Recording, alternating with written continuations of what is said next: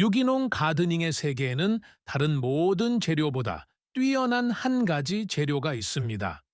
그것은 흔히 검은 금 또는 숲의 영혼이라 불립니다. 제가 말씀드리는 것은 바로 부엽토입니다.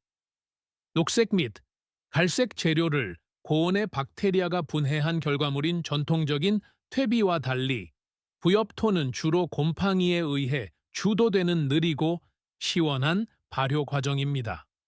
전통적으로 이 과정은 1년에서 3년까지 시간이 걸립니다. 대부분의 정원사들은 단순히 낙엽을 구석에 쌓아두고 자연의 섭리를 기다립니다.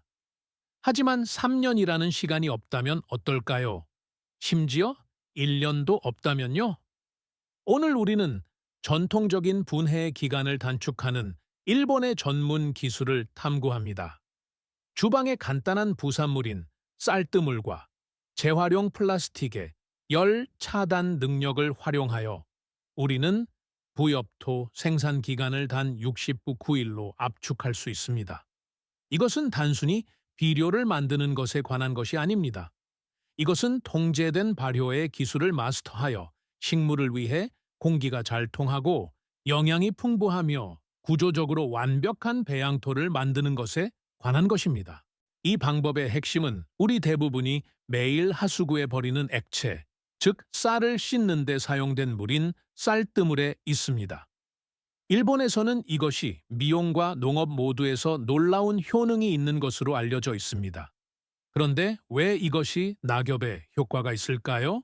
이를 이해하기 위해서는 잎이 표면의 미생물학을 살펴봐야 합니다. 말라떨어진 낙엽은 구조적으로 단단합니다. 그것들은 부패에 저항하도록 설계된 복잡한 중합체인 리그닌과 셀룰로스로 구성되어 있습니다. 이를 빠르게 분해하기 위해서는 미생물 군집을 활성화해야 합니다. 쌀뜨물은 이를 위한 완벽한 연료입니다. 쌀을 씻을 때 물은 미세한 전분 입자, 단백질, 그리고 특히 비타민 B군이 풍부하여 뿌옇게 변합니다. 이것들은 단순히 식물을 위한 영양분이 아니라 유익한 곰팡이와 유산균을 위한 괴너지 먹이입니다. 일반 수돗물 대신 쌀뜨물을 사용함으로써 여러분은 지역 미생물이 기하급수적으로 증식할 수 있도록 즉각적인 당분과 전분 공급원을 제공하는 것입니다. 여러분은 본질적으로 잎에 질긴 외부 큐티클을 부드럽게 만드는 영양 배양액을 잎에 접종하는 것이며 이를 통해 분해자들이 자연 상태에서보다 훨씬 더 빠르게 내부 구조로 침투할 수 있게 합니다. 과정은 수분이 아니라 인내심에서 시작됩니다. 낙엽을 수집할 때 그것들은 생물학적 의미에서 종종 여전히 살아 있습니다. 그들의 세포 구조는 형태의 마지막 흔적을 붙잡고 있습니다. 일본식 방법은 결정적인 첫 단계로 시들기 주간을 제한합니다. 낙엽을 모아서 약 7일 동안 마른 더미 상태로 두십시오. 우리는 잎이 세포 호흡이 완전히 멈추고 바스라지거나 길들여진 상태가 되는 단계에 도달하기를 원합니다.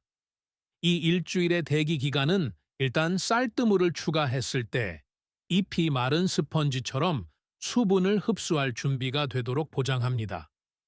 신선한 녹색 빛을 띤 잎을 처리하려고 시도하면 발효에 저항하거나 악취를 풍기는 끈적끈적한 혐기성 단계를 거칠 수 있습니다.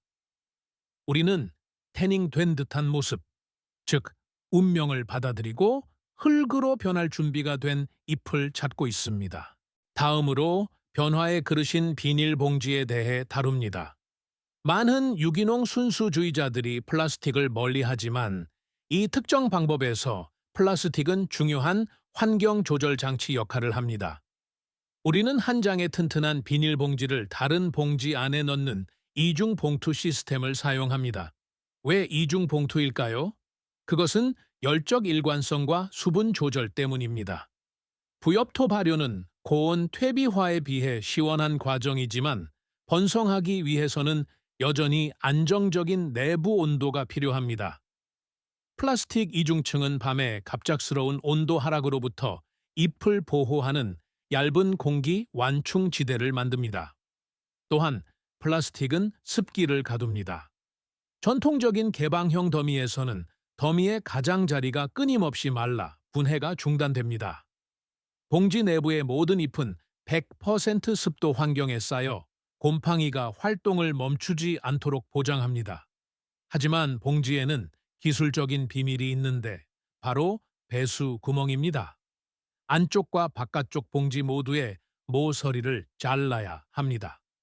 발효에는 수분이 필요하지만 고인물은 싫어합니다. 잎이 봉지 바닥에 과도한 쌀뜨물, 웅덩이에 잠겨 있으면 썩어서 부패한 냄새가 날 것입니다. 이 배수 구멍은 침출수가 빠져나가게 하여 잎이 축축한 상태를 유지하면서도 결코 물에 잠기지 않도록 합니다. 높은 습도와 적절한 배수 사이의 이 균형이 성공적인 69일 주기와 실패한 냄새, 나는 쓰레기를 가르는 차이입니다. 봉지가 잎으로 채워지고 쌀뜨물로 흠뻑 젖으면 입구를 묶어 직사광선이 비치는 곳에 둡니다. 햇빛은 우리의 외부 에너지원입니다. 햇빛은 플라스틱을 따뜻하게 하고 이는 다시 내부의 수분을 데워 곰팡이 성장을 촉진하는 열대 미세 기후를 만듭니다. 하지만 단순히 봉지를 방치해서는 안 됩니다.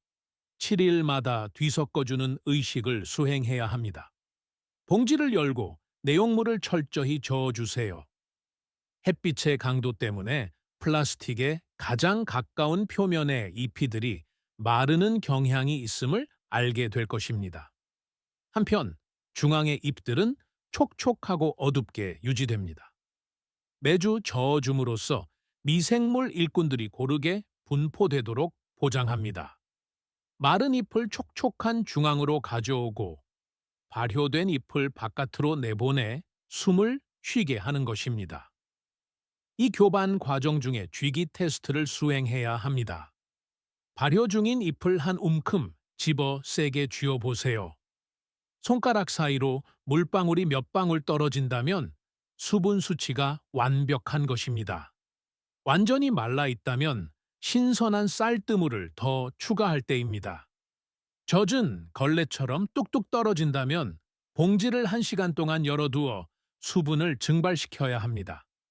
이 매주 행하는 점검이 용기에서 자란 흙과 쓰레기 봉지의 차이를 만듭니다. 한 달이라는 시점을 지나면 깊은 변화를 목격하게 될 것입니다. 단풍나무의 톱니 모양 가장자리나 참나무의 넓은 잎맥 등 개별적인 잎의 모양이 흐릿해지기 시작할 것입니다. 그것들은 서로 녹아들기 시작할 것입니다. 이것은 리그닌이 붕괴되고 있다는 신호입니다. 45일째가 되면 봉지의 부피가 거의 절반으로 줄어들 것입니다. 이것은 재료가 사라지기 때문이 아니라 구조가 부드러워지면서 잎이 사이의 공기 공간이 무너지기 때문입니다. 60일이 되면 잎은 구조적 무결성을 잃어야 합니다. 손바닥 사이에 넣고 비볐을 때 어둡고 얇게 조각난 조각들로 부서져야 합니다. 이것이 변태 단계입니다.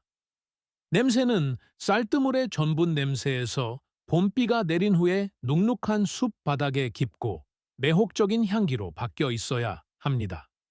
시큼하거나 암모니아 같은 냄새가 난다면 봉지에 산소가 부족했거나 물이 너무 많았다는 뜻입니다.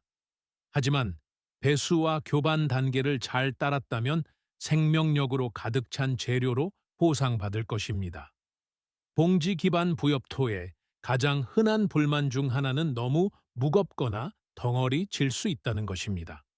일본식 방법의 마지막 단계는 폭신한 마무리로 이를 해결합니다. 마지막 주인 65일경에는 봉지를 묶는 것을 중단합니다.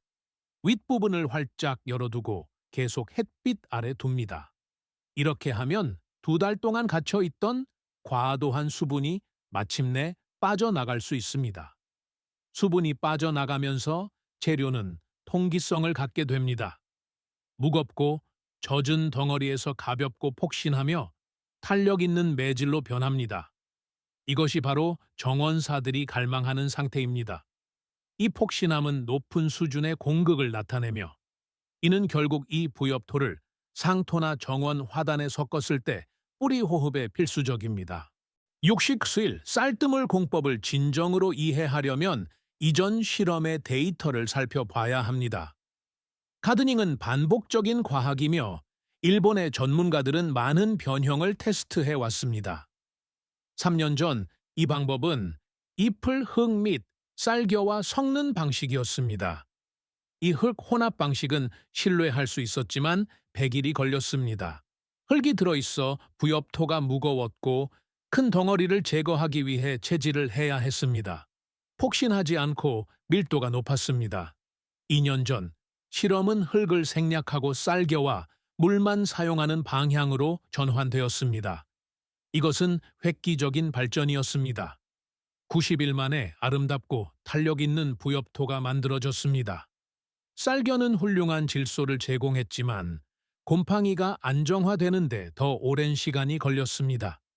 이중 봉투 시스템에서 쌀뜨물만 사용하는 올해의 69일 공법은 가장 빠른 것으로 입증되었습니다.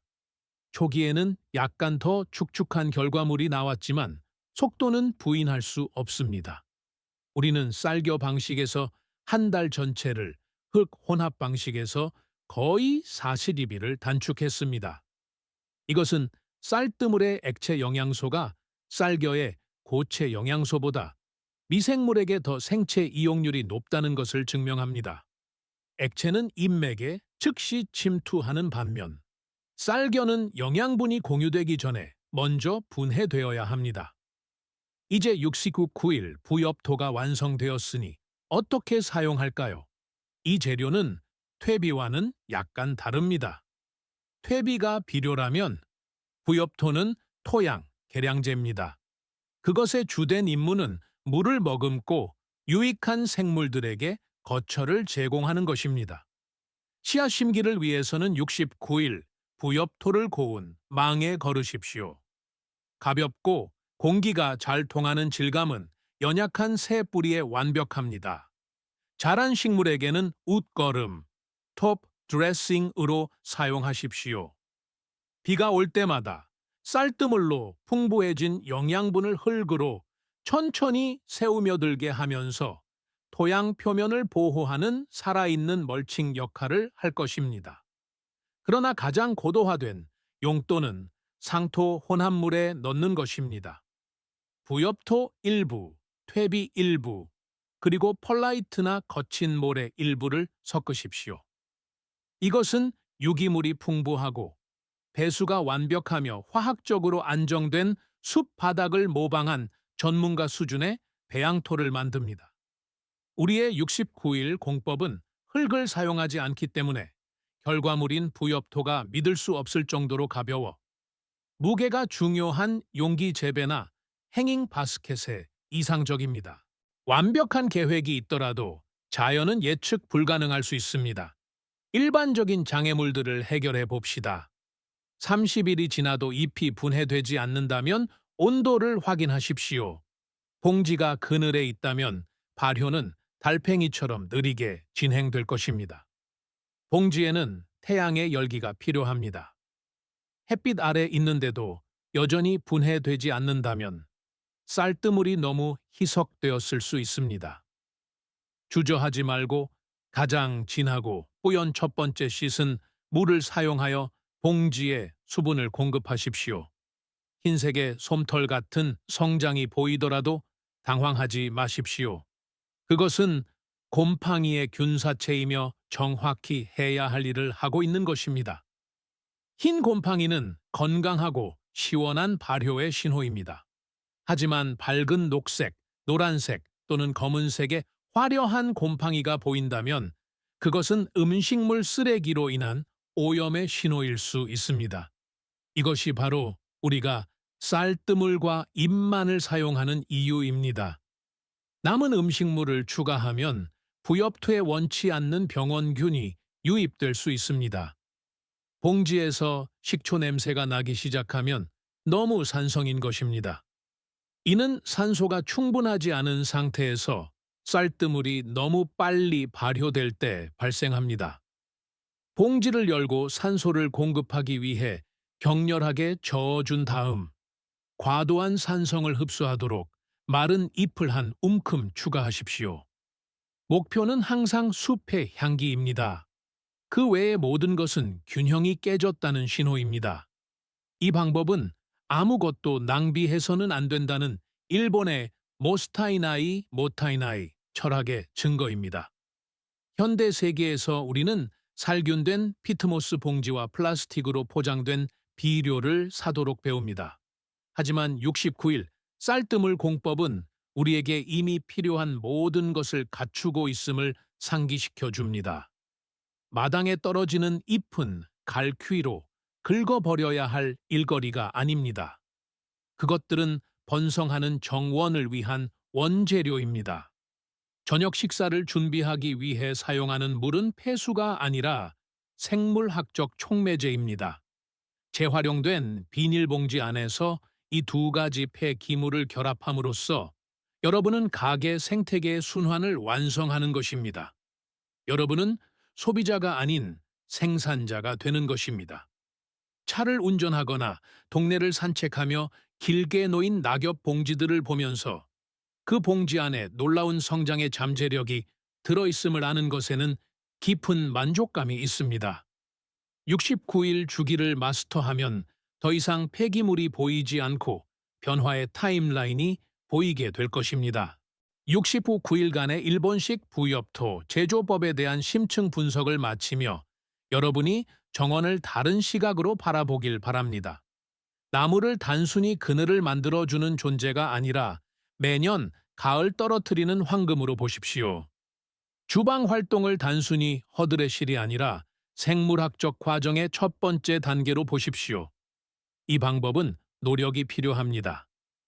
매주 봉지를 흔들어 섞고 수분을 확인하고 햇빛이 비치는 곳으로 옮기는 헌신이 필요합니다.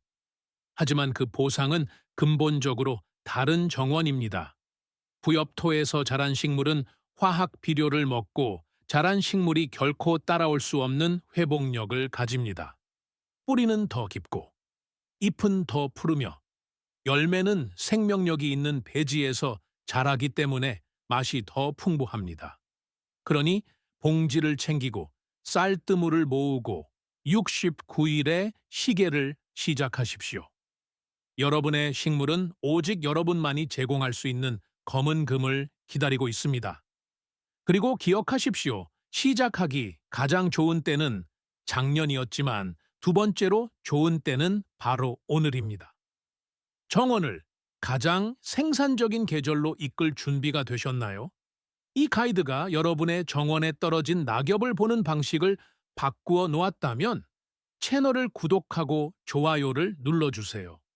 우리는 너무 오랫동안 묻혀 있었던 고대의 지혜와 숨겨진 기술들을 밝혀내고 있습니다. 함께 미래를 키워나갑시다. 지구의 다음 비밀이 곧 밝혀질 것입니다.